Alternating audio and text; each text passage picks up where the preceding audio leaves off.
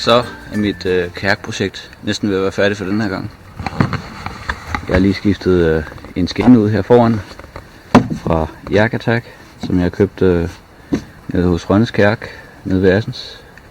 En af de ting, man kan bruge skinnen her til, det er blandt andet at montere kameraudstyr. Jeg har sådan en holder siden her fra, eller ram, om man vil, der holder mit GoPro, som jeg kan justere i forskellige vinkler og så videre, så jeg kan filme mig selv, når jeg sejler og fisker og fisk på. Så har jeg et beslag her, hvor at jeg monterer transduceren til mit ekolod, så den kommer til at hænge hernede omkring.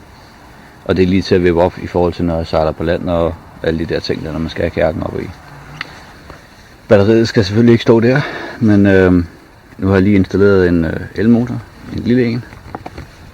Faktisk rimelig voksen, man kan se, at den er lidt stor i forhold til kajakken, men så kan man forhåbentlig også få den flyttet lidt, når man tænder for den.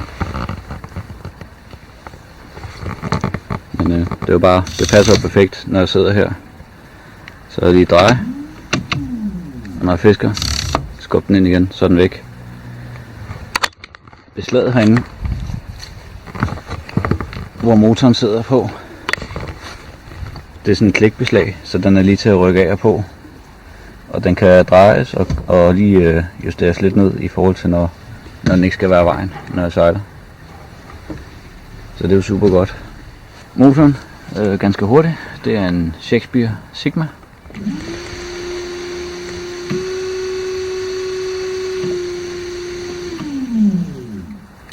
Der står inde på deres hjemmeside, at den er blandt andet til at flytte en 22-fods sejlbåd.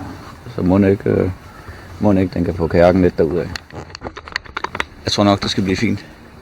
Nu tager jeg ned til Nistedvej i morgen i Odense Kanal, og så ser jeg, om jeg kan få mig en hav eller to med kajakken her. Og om ikke andet, så for at prøve motoren, hvordan den sejler. Jeg er spændt på at se, hvordan det går. Ja, jeg kan jo godt allerede nu afsløre, at motoren simpelthen bare spillede fantastisk sammen med den her kajak. Man kunne holde en rigtig fin fart og styre den rigtig godt, og der var ingen problemer overhovedet. Rigtig behagelig motor. Og det fungerede virkelig godt, den måde jeg havde placeret beslaget og det hele på, så jeg kunne køre motorarmen ind og lige skubbe den væk, når jeg ikke havde brug for den. Ja, nu er det jo ikke meningen, at det her det er en decideret fiskefilm, men jeg vil da godt lige afsløre et par sekunder af, hvordan det gik med fiskeriet den her dag. Og der er håb lige med det samme, når den rammer derude.